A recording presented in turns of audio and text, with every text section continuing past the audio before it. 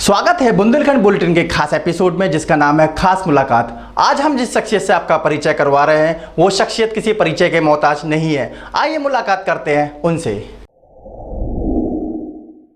Bundelkhand bulletin के इस programme में आपका स्वागत है, जिसका नाम है खास मुलाकात। आज हम एक ऐसे शख्स की मुलाकात करा रहे हैं आपसे, जो झांसी की बहुत चर्चित इंसान है, जिनका नाम है प्रतिपाल सिंह बिट्टू बुसारी। आइए हम बात करते हैं उनसे। तो सर जी, सबसे पहले आपका बहुत बहुत नमस्कार और बहुत स्वागत है हमारे इस प्रोग्राम में। धन्यवाद आपका। इसका नाम है खास मुलाकात। हाँ जी, धन्यवाद। तो आप एक फाइनेंशियल एडवाइज़र हैं, तो आपका इस प्रोफेशन में आना कैसे हुआ सर जी? जी, ये मेरा इस प्रोफेशन में आना ऐसे हुआ कि मेरे फादर, जो कि झांसी के लगभग सबसे पुराने और मेरे को लगता है कि सबसे पहले ही एडवाइज़र थे, जिन्होंने सन 1971 में यह काम शुरू करा था। पोस्ट ऑफिस के इन्वेस्टमेंट से उन्होंने यह काम शुरू किया था और आज लगभग 50 साल होने वाले हैं। और मेरी जब एज 21 की हुई थी, ऐसा था कि इसमें एजेंसी जो मिलती है एट द एज 21 मिलती है। तो जब मेरी एज 21 की हुई तो मैंने उस एज में अपना एजेंसी लिया, अपना नंबर कोड लिया। तो आज मेरे को भी लगभग 23 साल हो गए इस प्रोफेशन में आके तो आपके पास कैसी कैसी स्कीम है, कैसे कैसे वर्ग के लोग आते हैं? हमारे पास देखिए हर प्रकार के प्लान्स हैंगे। पोस्ट ऑफिस से रिलेटेड कोई भी इन्वेस्टमेंट्स हैं, और इसके अलावा mutual funds, health insurance, life insurance, और किसी भी प्रकार का कोई डबल की स्कीम है। जैसे किसान विकास पत्र को ले लीजिए, 10 साल 4 महीने में ये पैसा डबल देता है। और मंथली इनकम स्कीम, हर महीने ब्याज की स्कीम, इसमें हर महीने किसी का रिटायरमेंट है या जो मंथली पेंशन चाहता है उसके लिए प्लान्स हैं।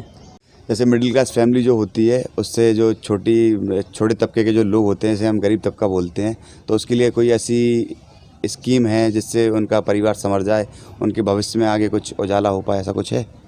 जी हाँ, मंथली जो इन्वेस्टमेंट की स्कीम रहती है, जैसे रिकरिंग डिपॉजिट कहते हैं जिसको, उसमें छोटे से छोटा इन्वेस्टर भी होता है, बड़े से बड़ा भी होता है। इसकी लिमिट 50 रुपीज़ मंथली से शुरू होती है। तो आप समझ लीजिए 50 रुपये से लेकर के 10,000, 20,000, छोटे से छोटा इन्वेस्टर भी इसमें इन्वेस्ट कर सकता है और बड़े से बड़ा इन्वेस्टर भी कर सकता है। इसी प्रकार सिस्टमेटिक इन्वेस्टमेंट प्लान, जिसको कि म्यूचुअल फंड की SIP कहते हैं, उसमें भी 500 रुपये महीने से शुरू होकर के, आपकी कोई लिमिट नहीं है कि कितना आप इन्वेस्ट करना चाहते हैं, उसमें भी आप इन्वेस्ट कर सकते हैं। तो गरीब से गरीब आदमी भी उसमें इन्वेस्ट करता है और बड़े से बड़ा आदमी भी। और आप ये तो जानती हैं कि जितना गुड़ डालेंगे उतना मीठा होगा। हाँ, वो तो फिर है ही। तो आप उसमें इन्वेस्ट, जिस हिसाब से अमाउंट इन्वेस्ट करेंगे उसी हिसाब से आपको फाइनली रिजल्ट मिलेगा, रिटर्न मिलेगा, और आगे की प्लानिंग आप कर सकते हैं। और आजकल की जो स्थिति चल रही है, लड़कियों के लिए जो सोचते हैं घर वाले, उनके परिवार वाले, जैसे आर्थिक स्थिति वैसे ही कमज़ोर होती है किसी किसी की, तो लड़कियों के लिए सोचते हैं कि उनकी शादी अच्छी हो जाए और कुछ इतना पैसा जोड़ लें कि जिससे उसका भविष्य संवर जाए। तो ऐसी कोई स्कीम होती है लड़की के लिए कि जो जब बालिग हो जाए तो उसे कुछ इतना पैसा मिल जाए कि उसकी शादी हो जाए, सब कुछ निपट जाए, ऐसा? जी हाँ, गर्ल्स के लिए भी बहुत अच्छे अच्छे प्लान आ रहे हैं। म्यूचुअल फंड कंपनी में भी आते हैं। जैसे अभी हाल ही में एक SBI म्यूचुअल फंड ने एक चाइल्ड प्लान चालू किया है, नॉट ओनली फॉर गर्ल, इसमें बॉयज़ भी के नाम से भी इन्वेस्ट कर सकते हैं। इसमें वन टाइम लमसम या फिर मंथली एज ए इंस्टॉलमेंट, ये भी आप SIP के रूप में जमा कर सकते हैं इसमें। और प्लस इसमें इंश्योरेंस भी रहता है कि किसी प्रकार का कोई बीच में कैजुअल्टी हो जाए तो आगे पेरेंट्स को उसमें पेरेंट्स के साथ अगर कोई कैजुअल्टी हुई तो वो आगे कंपनी उसको इंस्टॉलमेंट्स को भरती है, और हाल के हाल उसमें अपन को इंश्योरेंस की मनी दे देते हैं और कंपनी उसको इन्वेस्ट करती है। और प्लस फाइनल मैच्योरिटी जो हमने मैरिज पर्पस से या उसकी एजुकेशन पर्पस से सोची थी, वो मैच्योरिटी भी फाइनली मिलती है। तो ये स्पेशली बच्चों के, लड़के लड़कियों के लिए डिज़ाइन की जाती है और उसी हिसाब से इसको तो इसमें उनकी समय सीमा कितनी रहती है बच्चों की, मिनिमम या मैक्सिमम, कुछ भी ऐसा हो? समय सीमा का ऐसा है कि बच्चे के हिसाब से है। कोई बच्चा जैसे 5 साल का है तो 5 साल का है तो अब उसको ज़रूरत है 20 साल की एज में या 21 साल की एज में। तो अपन उसको 17 साल 20 साल की जब बालिग हो जाते हैं तभी ज़रूरत पड़ती है। हाँ जी बिल्कुल। तो उसको अपन डिज़ाइन कर सकते हैं, इस इतने साल का प्लान कर सकते हैं।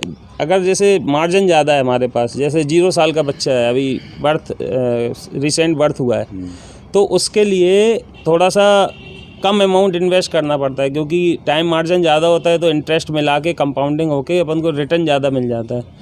और अगर अपन लेट हो गए, सपोज़ बच्चा 5-6 साल का हो गया, तो उस हिसाब से थोड़ा सा अमाउंट बढ़ाना पड़ता है, जिससे कि at the time maturity, at the time marriage, education, उसको ऐसा अमाउंट मिल सके, हैंडसम अमाउंट, जिससे कि वो आगे उसकी अपनी कमी पूरी कर सके, अपनी रिक्वायरमेंट पूरी कर सके। और पढ़ाई के लिए उनका क्या सिस्टम रहता है? पढ़ाई के लिए भी कोई ऐसी स्कीम है कि मतलब बच्चा पढ़ सके, अपनी पढ़ाई कर सके आगे?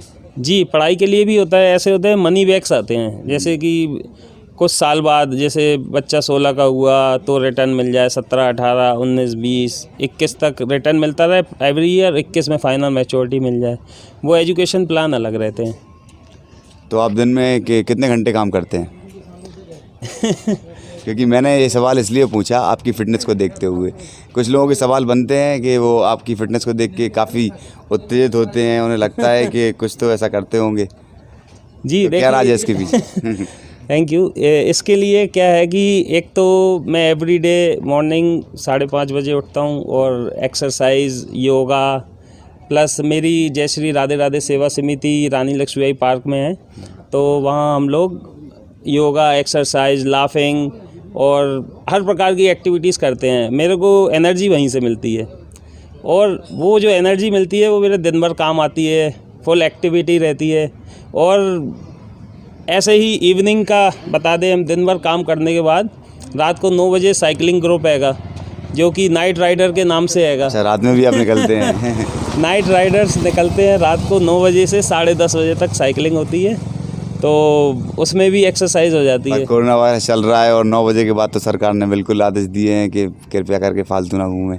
फिर आप कैसे? देखिए, कोरोना वायरस से लड़ने के लिए ही ज़रूरी है आपकी इम्यूनिटी पावर बढ़नी चाहिए। डे टाइम में इतना टाइम नहीं मिल सकता है। हम साइकिल से क्या है, सोशल डिस्टेंस रहता है, एक दूसरे से काफ़ी दूरी पे रहते हैं, और साइकिलिंग होती है, इससे हम इम्यूनिटी पावर बढ़ा रहे हैं। और कोरोना वायरस से लड़ने का सिर्फ तो वही इलाज है। एक साइकिल पे एक ही लोग रहता है? एक साइकिल पे एक ही रहता है, अलग अलग सबकी साइकिलिंग रहती है। तो और जो कोरोना वायरस जो चल रहा है, इससे आर्थिक स्थिति इतनी कमज़ोर हुई है अपने देश की भी, और शायद सब लोगों के घर की भी इतनी कमज़ोर हुई है, तो उससे क्या कुछ प्रभाव पड़ा है आपके पास जो कस्टमर आते थे उनमें और उनकी जेबों पर? जी, ये बहुत अच्छी बात पूछी आपने। एक्चुअली इससे बहुत ज़्यादा इफ़ेक्टेड हुआ है सब काम। देश की स्थिति तो ख़राब हुई है। पर्सनली व्यापारियों के लिए हम सबसे ज़्यादा कहना चाहेंगे कि उनका व्यापार बिल्कुल एकदम से ठप हो गया है।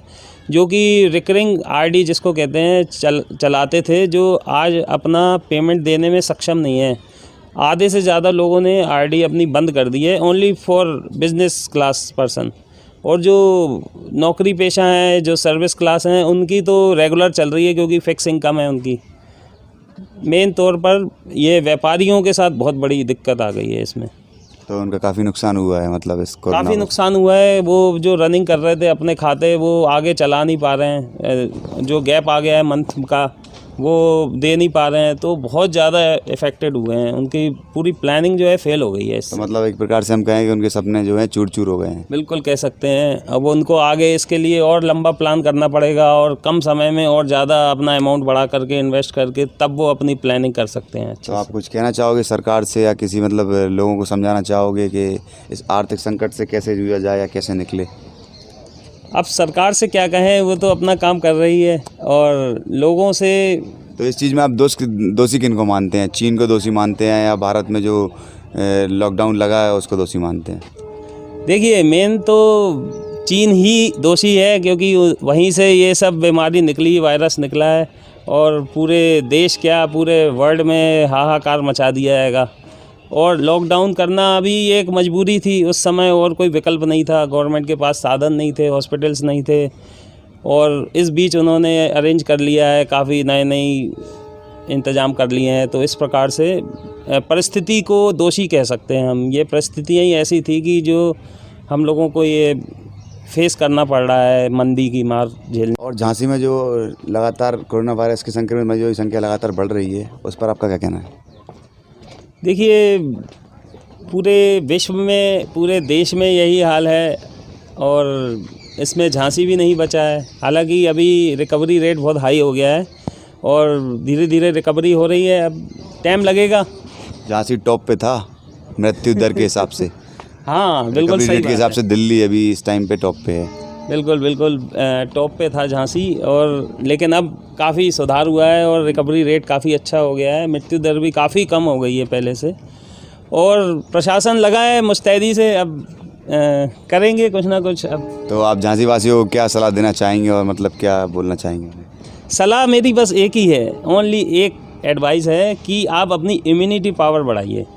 सेफ्टी हर कोई कहेगा मास्क लगाओ और सोशल डिस्टेंस, लेकिन मैं सिर्फ कहूँगा आप अपनी इम्यूनिटी पावर बढ़ाइए। अगर आप तक कोरोना आता है तो वो 1-2 दिन में ही भाग जाएगा। अगर आपकी अंदर इतनी अच्छी इम्यूनिटी पावर है, आप साइकिलिंग कीजिए, योगा कीजिए, आप अपनी एक्सरसाइजेस कीजिए, जिससे कि वो हाल के हाल आपको छोड़ के भाग जाए।